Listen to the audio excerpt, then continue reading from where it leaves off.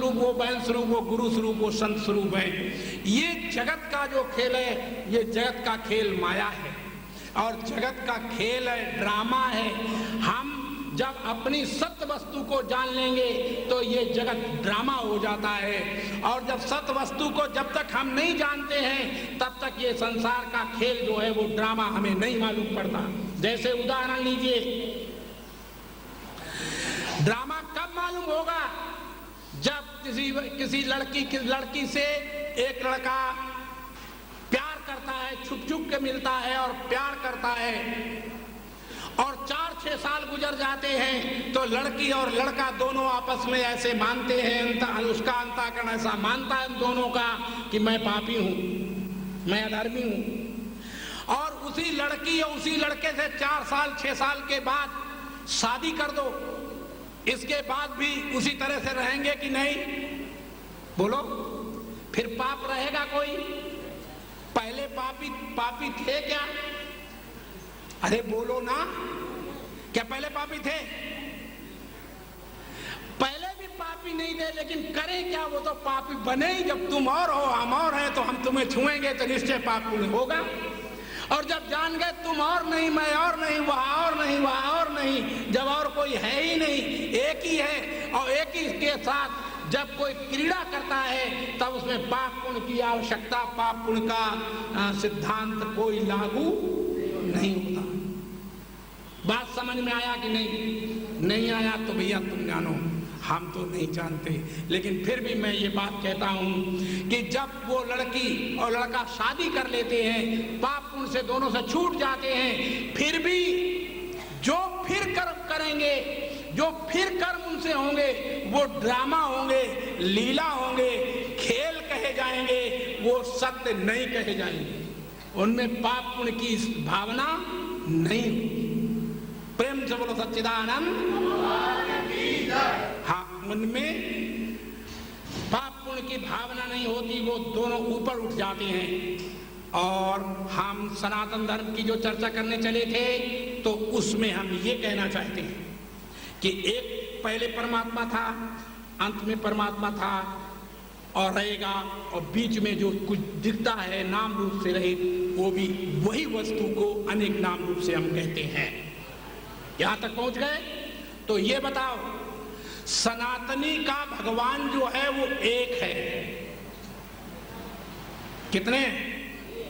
एक भगवान है।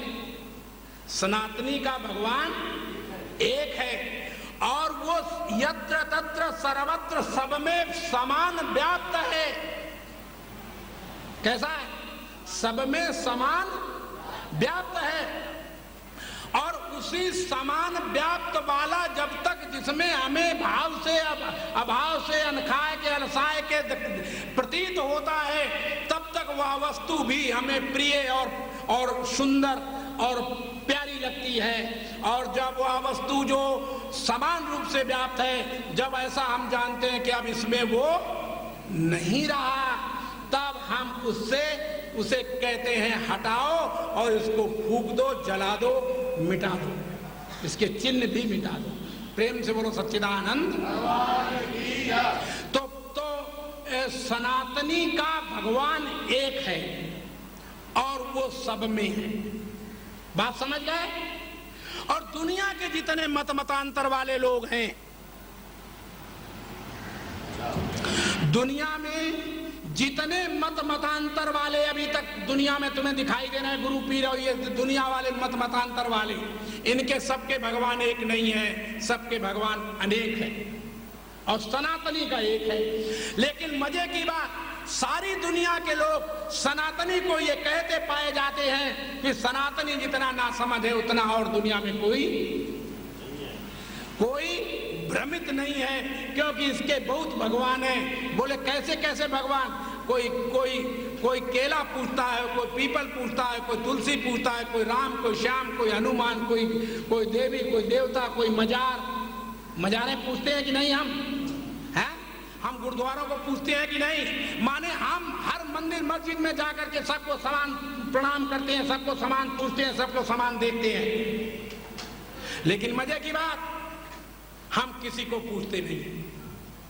ना हम पीपल को पूजते हैं, ना हम केला के पुजारी हैं, ना हम अपनी माँ बाप बहन बेटी गुरु पीर के पुजारी हैं। हम पुजारी अपने भगवान के हैं। हमारा भगवान जब तक उसमें है तब तक हम उसको पूजते हैं। देखिए, अगर केला हम जब पूजते हैं तो केले में भगवान को पूजते हैं, केले को नहीं पूजते, क्योंकि केले में भगवान है, केला भगवान नहीं है। इसीलिए तो केला भगवान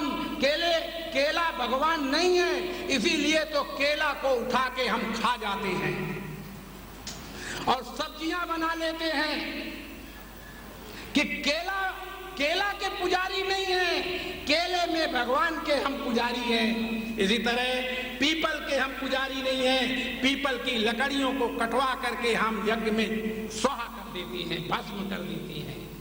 तो हम पीपल के पुजारी नहीं हैं, हम पीपल में भगवान को जानते हैं, इसलिए पीपल को पूजते हैं। परंतु पीपल भगवान नहीं है, परंतु पीपल में भगवान है।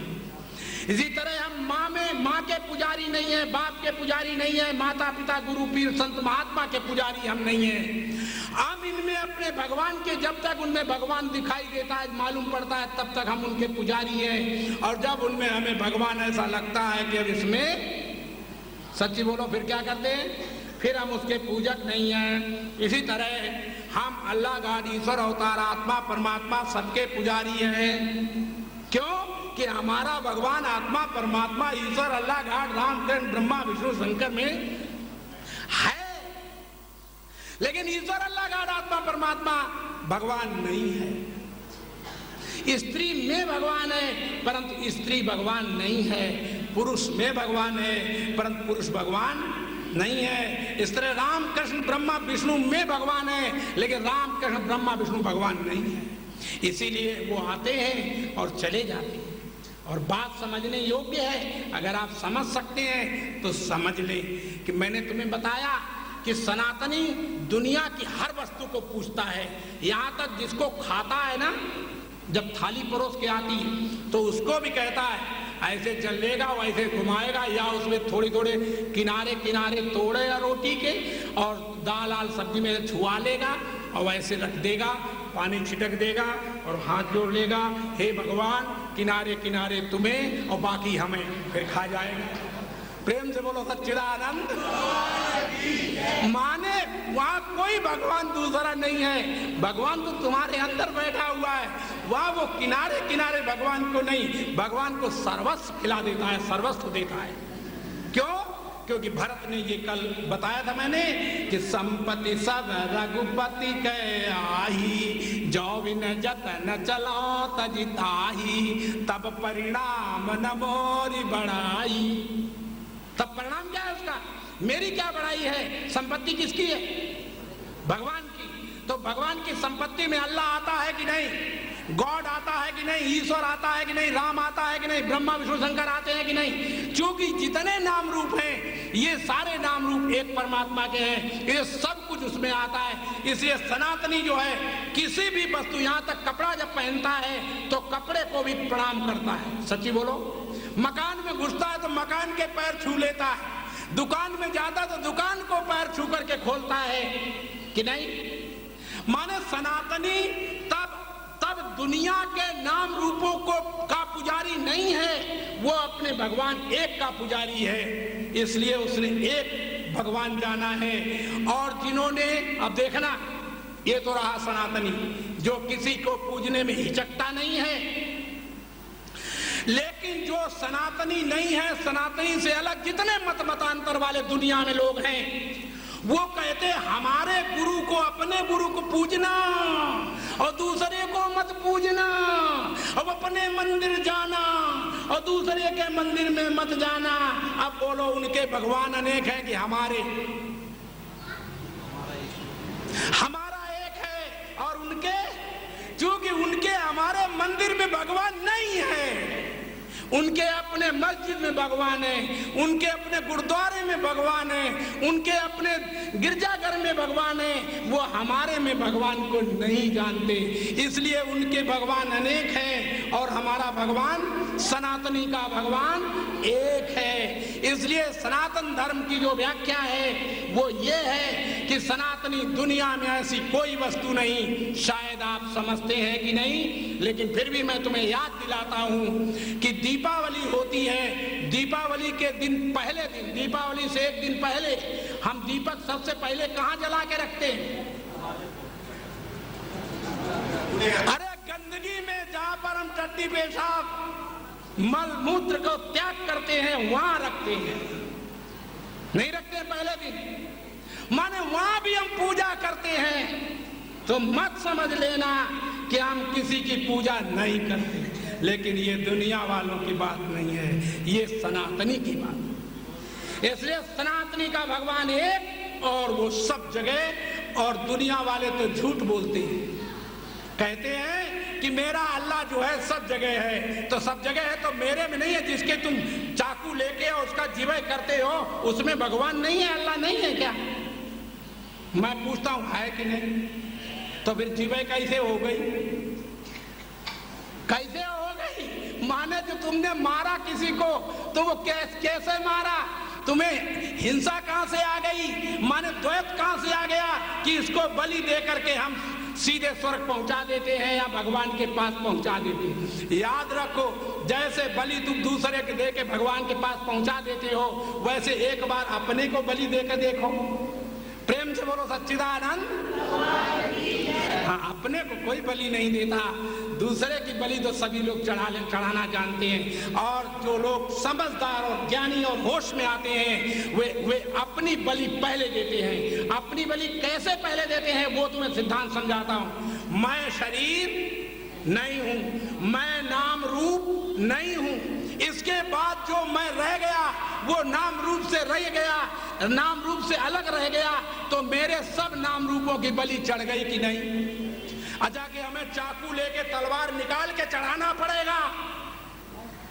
तलवार निकाल के हमको चढ़ाना नहीं पड़ेगा। हम ज्ञान से सारे ब्रह्मांड को प्रलय कर देते हैं। ज्ञान से क्या कर देते हैं? इसलिए नानक साहब ने कहा ज्ञान उदय फिर कर्म विनाश। ज्ञान के उदय काल में कर्म ज्ञानी का नहीं रहता।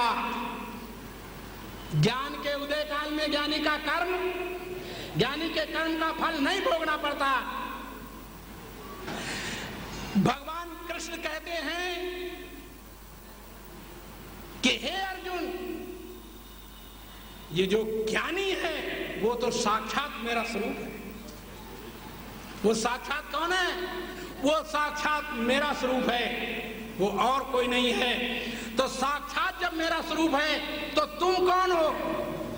आइए आज इस बात की भी हम तुम्हें सफाई कर देते हैं कि तुम ज्ञानी हो कि नहीं। दुनिया में एक भी प्राणी जड़ चेतन ऐसा नहीं है जो ज्ञानी नहीं है। जड़ भी ऐसा नहीं है और चेतन भी ऐसा नहीं है कि जो ज्ञानी नहीं है। तो तुम कहो महाराज बताइए कैसे? तो मैं समझाता हूं कि देखो तुम ज्ञानी हो कि नहीं। ज्ञानी तुम जैसा समझते हो, तुम तो ज्ञानी की गलत व्याख्या जानते हो। तुम्हें होश ही नहीं कि ज्ञानी की व्याख्या क्या होती है और वेद शास्त्रों में ज्ञानी की क्या व्याख्या है। ज्ञानी की व्याख्या में आता है वेद शास्त्रों में कि ज्ञानी वो है जो इतना जाने कि इसको मैं जानता हूं, ये जानता हूं, और इसको मैं नहीं जानता, ये जानता हूं, वो आदमी ज्ञानी है। बात समझ में आई कि नहीं? इसको मैं जानता हूं और इसको मैं नहीं जानता हूं। तो नहीं जानता ये जानता हूं और जानता हूं ये जानता हूं, इसलिए मैं ज्ञानी हूं। नहीं समझ में आया? तुम्हारी खोपड़ी काम कर रही कि नहीं? हे भगवान, तुम्हारे ऊपर कृपा करे भगवान कि तुम्हारी खोपड़ी में ये बात बैठ जाए कि मैं ज्ञान स्वरूप ज्ञानी स्वरूप, ज्ञान स्वरूप हूं। और ज्ञान स्वरूप कौन है? भगवान कृष्ण है।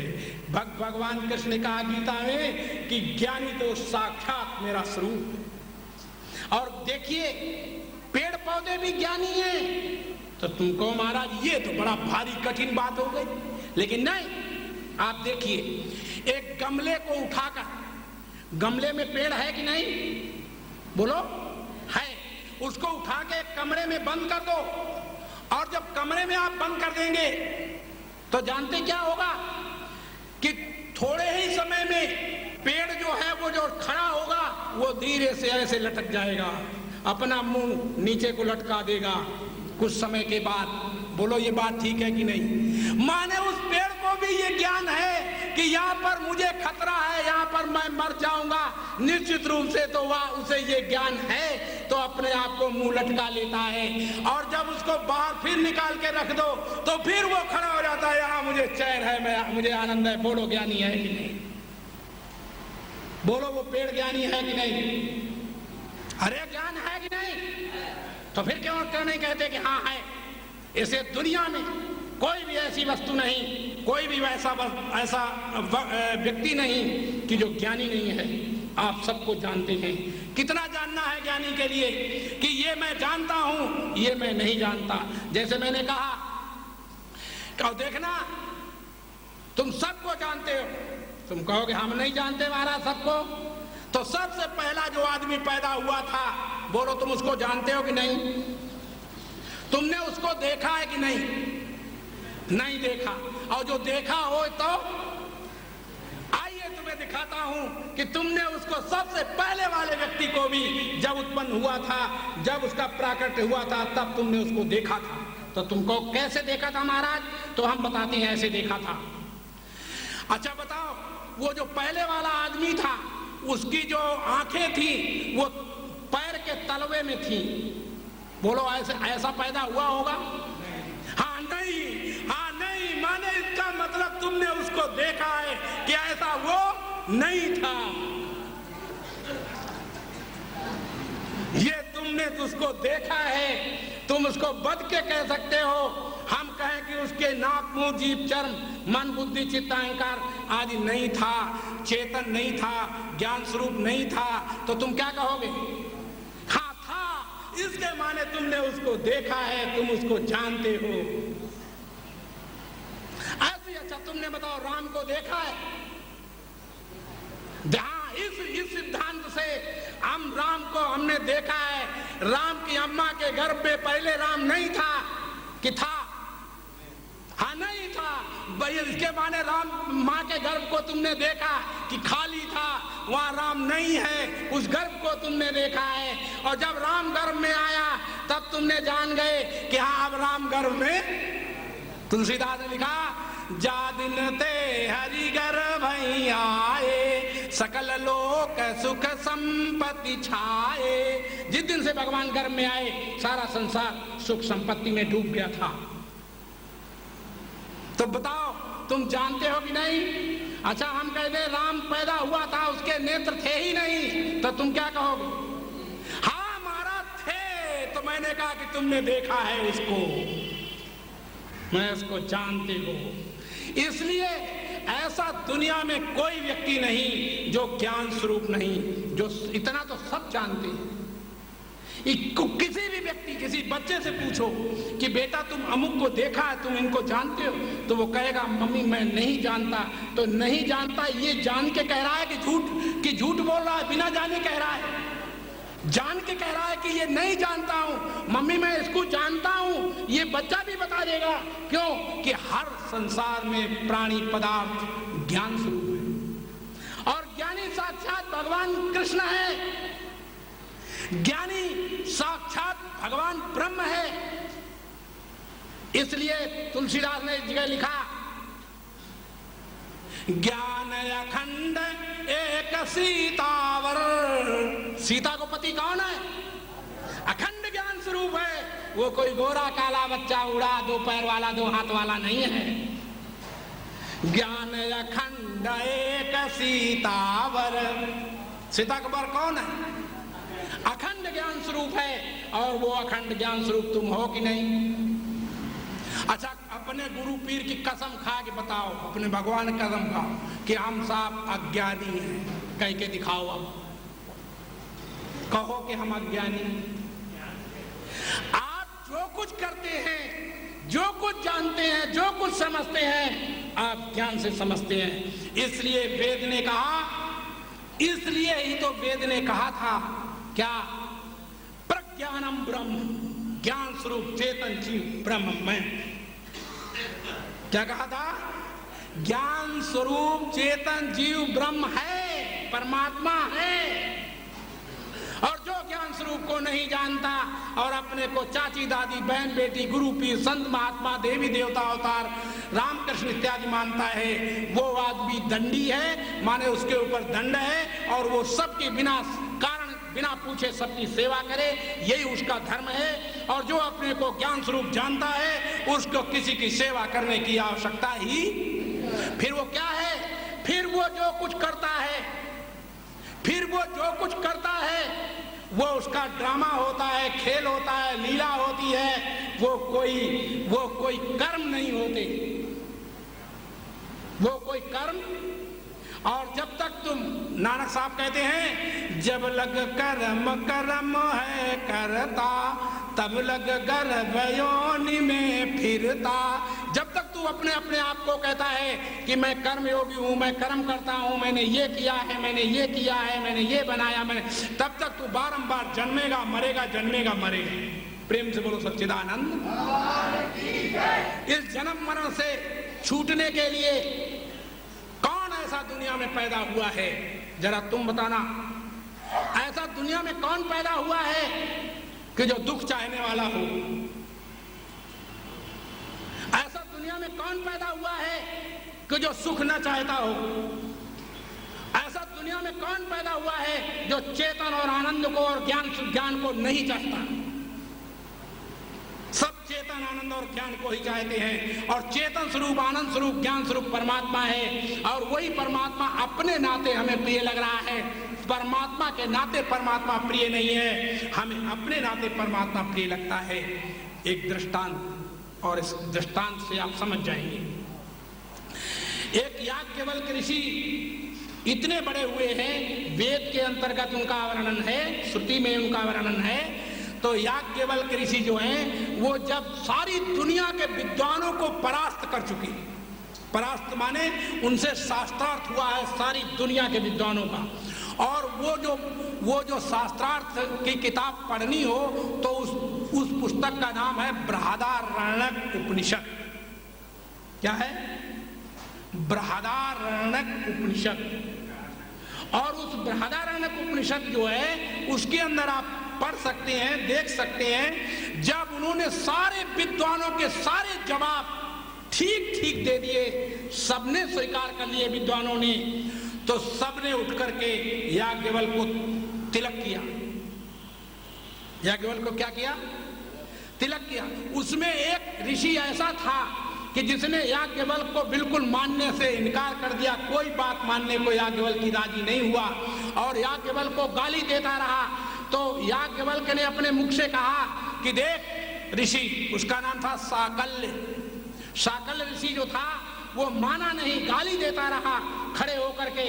याज्ञवल्क्य ने कहा, अरे साकल्य देख, ये जो ज्ञान की चर्चा मैं कर रहा हूं, ये मेरा ज्ञान नहीं है, ये मुझे सूर्य ने दिया है, और ज्ञान के ऊपर तू कलंक कीचड़ उछाल रहा है। और तुम, मैं नहीं जानता, कहीं सूर्य अगर प्रकट ना हो जाए, और अगर प्रकट हो गया तो तुझे भस्म कर देगा। और साकल्य जो था, नहीं माना, गाली देता ही रहा, शब्द कहता ही रहा, तो सूर्य प्रकट हो गया। क्या हो गया? सूर्य प्रकट हो गया, क्योंकि ज्ञान का अपमान दुनिया में कोई सहन नहीं कर सकता।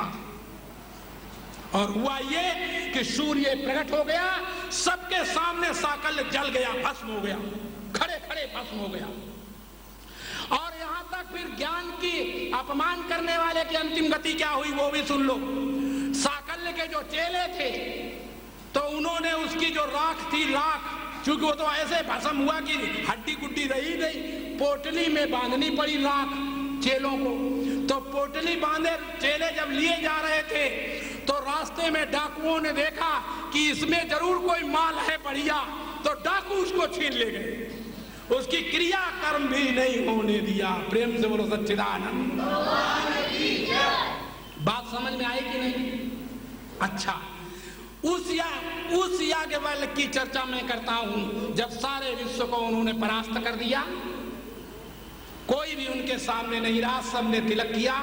इसके बाद याज्ञवल्क्य से जनक ने और याज्ञवल्क्य से नारद ने ज्ञान लिया, मन शिष्य बने, शिष्यता धारण की, ज्ञान लिया। और ज्ञान लेकर के फिर जब वो अपने घर पहुंचे तो याज्ञवल्क्य की 2 पत्नियां थीं, 2 स्त्रियां थीं। कितनी थी? एक थी कात्यायनी और एक थी मैत्रेयी। ये 2 पत्नियां थी। कात्यायनी जो थी वो भोगों को चाहने वाली थी और जो मैत्रेयी थी वो परमार्थ को चाहने वाली थी।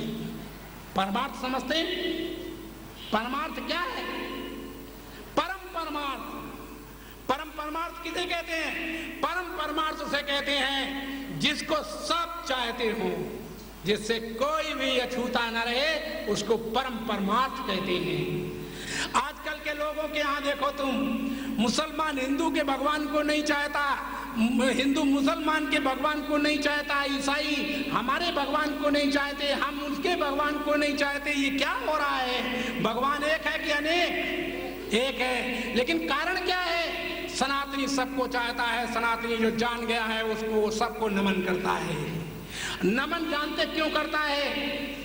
जब हम किसी को नतमस्तक होते हैं इसका मतलब है कि मैं अपने सिर की जितनी भी बुद्धि है हमारी, हम तुमको अर्पण कर देते हैं। अब हमारी बुद्धि हमारी नहीं रही, अब जो कुछ काम होगा अब तुम्हारी बुद्धि से होगा।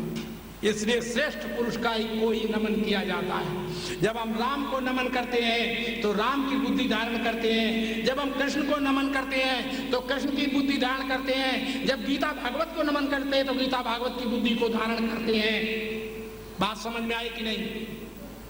तो और अपनी बुद्धि को मिटा देते हैं, अपनी बुद्धि को हम नष्ट कर देते हैं। तो जब हमने तुम्हें ये बताया कि हर रूप में हम अपनी बुद्धि अपनी बलि दे करके और संसार में जब क्रिया करते हैं तो लीला ड्रामा हो जाता है। और जब अपने को हम ब्राह्मण क्षत्रिय व शूद्र जानते हैं, संत महात्मा गुरु पीर जानते हैं, तब हमारे ड्रामा नहीं, लीला नहीं होती। तभी तो गुरु लोग आजकल क्या कहते हैं? अपने चेलों से कभी भूल के दूसरे के यहाँ मत जाना, बोले दूसरे की बात मत सुनना। बोले क्यों? बोले इसलिए नहीं सुनना क्योंकि मैं पूरा बता नहीं पाता और दूसरा बता देगा तो फौरन मेरा चेला दूसरे को हो जाएगा। तो मारे लालच के आदमी मरा जा रहा है। प्रेम से बोलो सच्चिदानंद। इसलिए इस लालच से, और श्रुति के अंदर ज्ञान दिया जाता है, वेद में ज्ञान दिया जाता है, केवल चेला चेली नहीं बनाया जाता। क्या दिया जाता है? ज्ञान दिया जाता है, चेला चेली नहीं बनाया जाता। और अभी मैंने कहा था याज्ञवल्क्य की बात कि याज्ञवल्क्य की 2 पत्नियां थी, तो लास्ट में जब गए याज्ञवल्क्य अपने आश्रम तो अपनी दोनों पत्नियों से बोले कि ऐ प्रिय, तुम एक काम करो कि जितनी प्रॉपर्टी है वो मेरे सामने बराबर बराबर 2 हिस्सों में बांट लो। तो पत्नियां बोली कि ऐसा क्यों करना चाहते हो? कहा मैं अब संन्यास लेना चाहता हूं। क्या बोले? अब मैं संन्यास लेना चाहता हूं। तो उन्होंने पत्नियां बोली कि महाराज ये बताओ कि तुमने सारे विश्व को जीत लिया है, तुमने सारे विश्व से टीका करा करके अपने को और टिकैत कहला रहे हो कि दुनिया में अब तुम्हारे समान कोई विद्वान नहीं रहा, तो फिर भी आपको अभी कुछ पाने की जरूरत रह गई है। तो याज्ञवल्क्य ने कहा हरि पत्नियों सच बताता हूं तुम्हें। बोले बोलो। बोले अभी एक चीज बकाया रह गई है। बोले क्या? बोले जब मैं प्यासा होकर के और जंगल में गिर जाऊंगा और प्यास से तड़पूंगा और वहां कहीं पानी नहीं होगा, कोई आसपास पुरुष नहीं होगा, तो वो जो तड़पने में मौज आएगी, आनंद आएगा, अभी उस आनंद से मैं वंचित हूं। प्रेम से बोलो सच्चिदानंद। मैं उस आनंद को भी देखना चाहता हूं कि जिसमें मेरे छोटे छोटे टुकड़े किए जाएं और मैं प्यासा भूखा पड़ा हुआ बेचैन हूं और तड़प रहा हूं, उस समय कुत्ते आए, जानवर आए और मेरे मांस को नोच नोच करके खा रहे हों, और उस नोचने में जो मुझे आनंद आएगा, अभी मैं उस आनंद को नहीं जानता, इसलिए संन्यास में उसको जानूंगा। बात समझ में आई कि नहीं? मनुष्य आनंद को लेना चाहता हूं। तो जो कात्यायनी थी, भोगों को चाहने वाली पत्नी थी, उसकी कहानी बताता हूं। उसने तुरंत कहा कि दोनों भाग बांट दीजिए, पहले भाग मैं लूंगी। क्या बोली? पहला भाग मैं लूंगी, मैं दोनों में छाटूंगी, इसके बाद दूसरे को मिलेगा।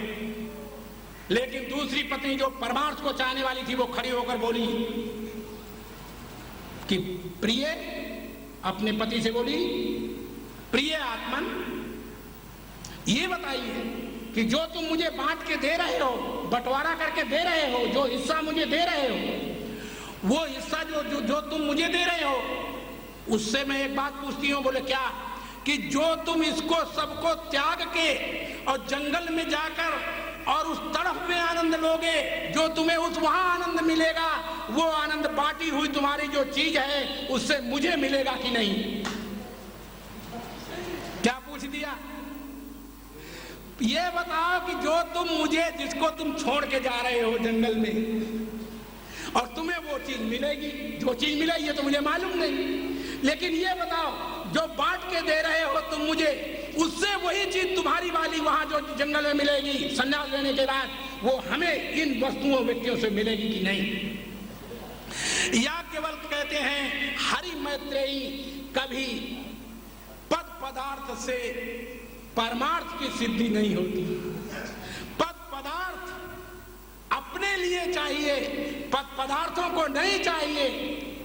बताओ, पद पदार्थ चाहिए, पद पदार्थ तुम्हें दिया जाएगा, पद पदार्थ तुम्हें दिया जाएगा, लेकिन देने से एक सेकंड, लेने से एक सेकंड पहले तुम मर जाओगे। बोलो चाहिए? हाँ, खाए ले लो, जो चीज मांगो, पति मांगो, पुत्र मांगो, धन मांगो, राम मांगो, श्याम मांगो, अल्लाह मांगो, गॉड मांगो, ईश्वर मांगो, आत्मा मांगो, कुछ मांगो, मिलने से एक सेकंड पहले तुम मर जाओगे। चाहिए? नहीं चाहिए। इसलिए याज्ञवल्क्य कहते हैं, हरि मैत्रेयी, राम के लिए राम प्यारे नहीं है, राम अपने लिए प्यारे हैं। पत्नी के लिए पत्नी प्यारी नहीं है, पत्नी अपने लिए प्यारी है। पति के लिए पति प्यारा नहीं है, पति अपने लिए प्यारा है। इसीलिए धन के लिए धन प्यारा नहीं है, धन अपने लिए प्यारा है। हर वस्तु अपने लिए प्यारी होती है, किसी वस्तु व्यक्ति के लिए कोई भी वस्तु प्यारी नहीं होती, नहीं होती, नहीं होती। याज्ञवल्क्य ने कहा, हरि मैत्रेयी, उस परम पद को, उस आनंद को जो सन्यास में मिलता है, वो परम परमार्थ है। जब हमको नोच नोच करके कुत्ते खाएंगे, जानवर खाएंगे, उसमें जो पीड़ा होगी, उस पीड़ा में जो आनंद होगा, उस आनंद का आनंद तो मुझे ले ही लेना चाहिए, क्योंकि ये मनुष्य जन्म में ही मिल सकता है और किसी जन्म में। जानवर पशु पक्षी भी नोच नोच खाए जाते हैं, लेकिन उनको उस आनंद का बोध नहीं होता, परंतु आप मनुष्य हैं, आपको ये बोध होता है। इसलिए आपको संन्यास लेने का अधिकार है, पशु पक्षियों को संन्यास लेने का अधिकार नहीं है। प्रेम से बोलो सच्चिदानंद।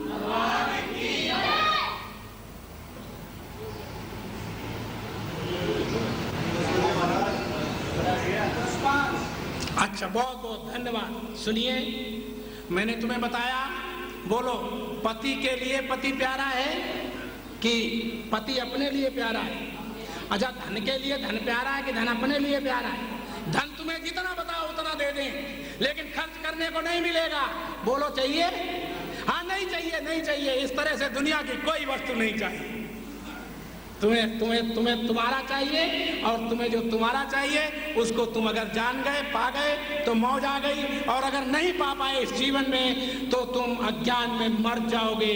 कोई तुम्हें बचाने वाला दुनिया में गुरु पीर संत महात्मा नहीं होगा। राम ने अपनी अम्मा और अपने बाप को नहीं बचा पाया, कृष्ण ने अपनी अम्मा और बाप को नहीं बचा पाया, और ये गुरु पीर जितने दुनिया में हैं इन्होंने अपनी अम्मा बाप को नहीं बचा पाया, और तुम्हें कैसे बचा लेंगे जरा ये बताइए। प्रेम से बोलो सच्चिदानंद। इसलिए याद रखना, किसी के ऊपर निर्भर होना, अगर निर्भर होना है तो अगर राम तुम्हें दिखाई देता है, राम प्रिय है, तो राम ही राम देखना। जैसे कि तुलसीदास ने देखा था। तुलसीदास जब वृंदावन में गए, कहाँ गए, मथुरा गए, तो वहां क्या देखा कि एक मंदिर में उन्होंने देखा कि कृष्ण की मूर्ति खड़ी थी। तो तुलसीदास को देखते थे, राम के अतिरिक्त किसी को देखना नहीं चाहते थे। वो कहते थे सिया राम में सब जग जानी, जब सारा सिया राम है तो यहाँ कृष्ण कैसे ये हो सकता है, हम नहीं प्रणाम करेंगे। और जब उन्होंने कहा मैं प्रणाम नहीं करूंगा, तुलसीदास क्या बोले, क्या छवि बरनो आपकी भले बने हो नाथ, तुलसी मस्तक तब नवहे जब धनुष बाण हो हाथ। क्या हो, क्योंकि धनुष बाण वाला जो होगा तो राम होगा, और बंसी वाला होगा तो कृष्ण होगा। इसलिए हम राम को देखते हैं, इसलिए उनकी दृष्टि में सब राम ही राम थे और कोई दूसरा। तुम्हारी दृष्टि में अगर सब एक ही वस्तु हो तो कल्याण हो जाएगा। अगर दो वस्तुएं दिमाग में आ गई, पत्नी और है, पति और है, राम और है, कृष्ण और है, ब्रह्मा और है, विष्णु और है, तो तुम्हारा कल्याण होने वाला नहीं है। इसलिए कल्याण होता है जब कोई एक स्थिति में आता है। इन्हीं शब्दों के साथ हम अपनी वाणी को विराम देते हैं और फिर बोलते हैं, हम साथ साथ बतलाते हैं,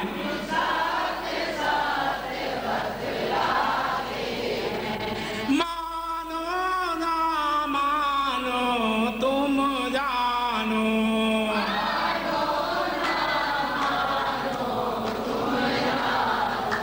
निज अनुभव तुम्हें सुनाते हैं,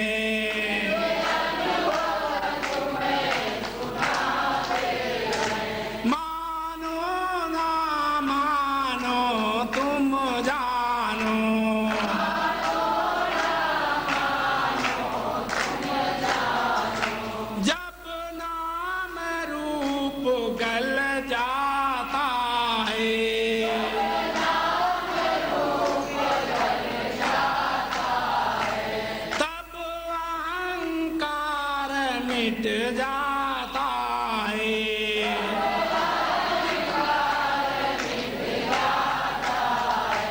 फिर मोक्ष पदार्थ पाता है।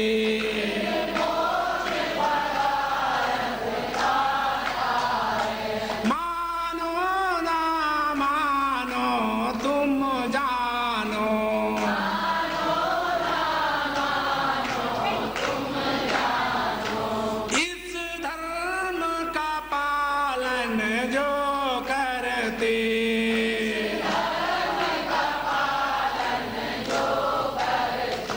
भगवान उन्हें निज बल देते,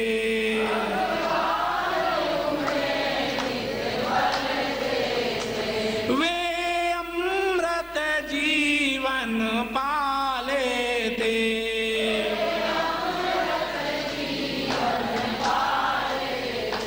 मानो ना मानो तुम जानो,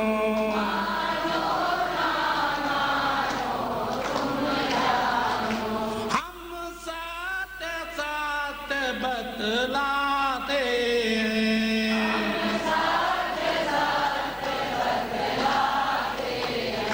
मानो ना मानो तुम जानो,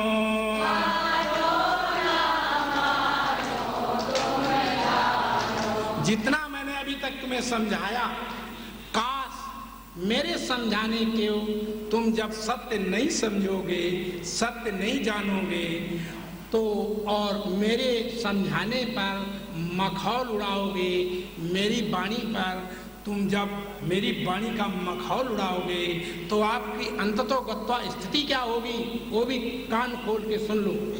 तब काल भेड़िया आवेगा,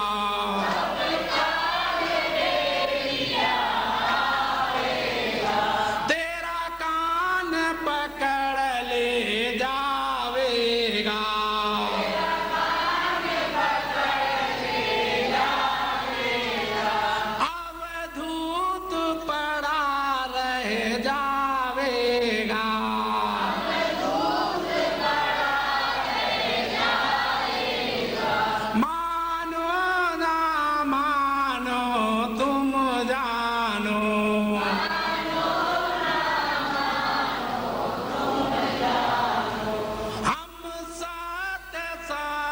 बतलाते हैं,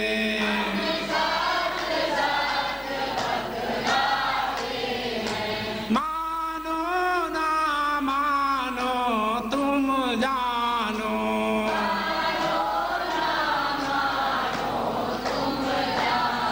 प्रेम से बोलो सच्चिदानंद भगवान की, बोलो कृष्ण बलदेव की, बोलो रामचंद्र महाराज की, बोलो सनातन धर्म की। आप हाथ जोड़ो और वेद मंत्र बोलो, इसके बाद सूचना सुन लेना। सर्वे भवन्तु सुखिना, सर्वे सन्तु निरामया, सर्वे भद्राणि पश्यन्तु, कश्चित् दुःख भाग् भवेत्। हे परमपिता परमात्मा,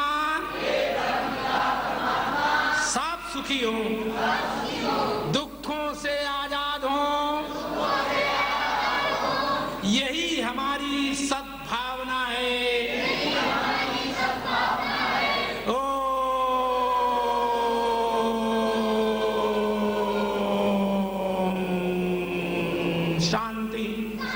शांति शांति। अब हमारे मंच मंत्री आपको अपनी सूचना जरा दे दें, आप उनकी सूचना को जरा सावधानपूर्वक थोड़ी देर के लिए सुन लें, इसके बाद